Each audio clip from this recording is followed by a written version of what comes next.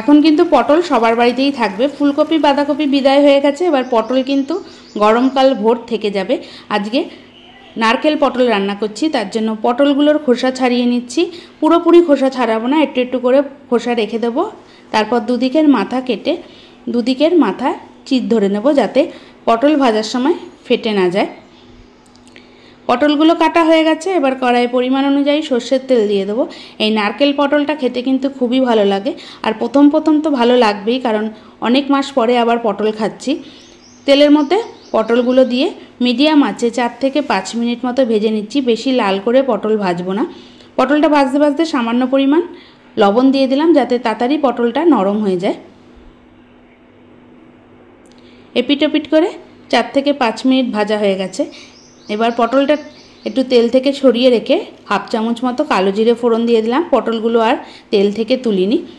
কিছুক্ষণ ভাজার পর এবার একটা মশলা তৈরি করে নেব। তার জন্য মিক্সির জারে দিয়ে দিলাম স্বাদ অনুযায়ী কাঁচা লঙ্কা, 2 চামচ সাদা সর্ষে আর বেশ খানিকটা নারকেল কোড়া। যদি তোমাদের কাছে ফ্রেশ নারকেল থাকে সেটা দিয়ে রান্না করবে, তাহলে স্বাদটা আরও ভালো আসে। আমার কাছে বাজারে যে নারকেলের গুঁড়ো পাওয়া যায় সেটাই ছিল, সেটা দিয়েই রান্না করছি। দিয়ে দিলাম সামান্য পরিমাণ জল, তারপর একদম মিহি পেস্ট করে নিয়েছি। এদিকে পটলটা ভাজা হয়ে গেছে। আগেই বলেছি বেশি লাল করে পটলটা ভাজবো না। এবার বেটে রাখা নারকেল আর সর্ষে দিয়ে বেশ খানিকক্ষণ মতো মিডিয়াম আঁচে কষিয়ে নিচ্ছি। আর এই নারকেল পটলে কিন্তু বেশি হলুদ দেবো না, যেহেতু সর্ষের তেলে রান্না হচ্ছে, এমনিতেই একটু হলুদ ভাব চলে আসবে। দিয়ে দিলাম স্বাদ অনুযায়ী লবণ। আগে পটল ভাজার সময় সামান্য লবণ দিয়েছিলাম, আর এবার দিয়ে দিলাম সামান্য পরিমাণ চিনি, আর দিয়ে দেবো একদম সামান্য পরিমাণ হলুদ গুঁড়ো। দিয়ে বেশ খানিকক্ষণ মতো সিম আঁচে কষিয়ে নেব, যতক্ষণ না মশলা থেকে তেল বার হচ্ছে।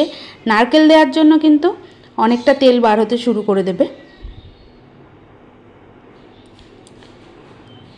কিছুক্ষণ কষানোর পর মশলা থেকে তেল বার হতে শুরু করে দিয়েছে। এবার এর মধ্যে দিয়ে দেবো মিক্সির জার ধোয়া জল, হাফ কাপের থেকেও কম, কারণ পটলটা ভাজতে ভাজতেই সিদ্ধ হয়ে গেছে। এখন যেহেতু কচি পটল, তাই পটল সিদ্ধ হতে বেশি সময় লাগবে না।